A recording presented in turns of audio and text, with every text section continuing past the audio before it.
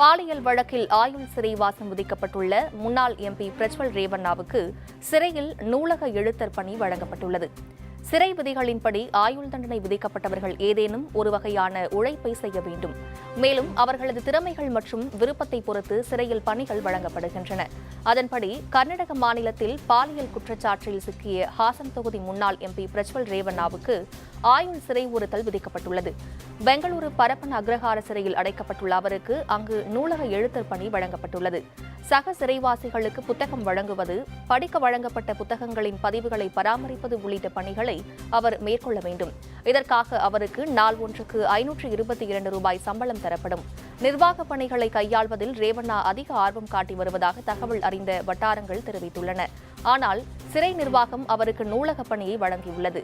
பிரஜ்வல் ரேவண்ணா முன்னாள் பிரதமர் தேவகவுடாவின் பேரன் என்பது குறிப்பிடத்தக்கது.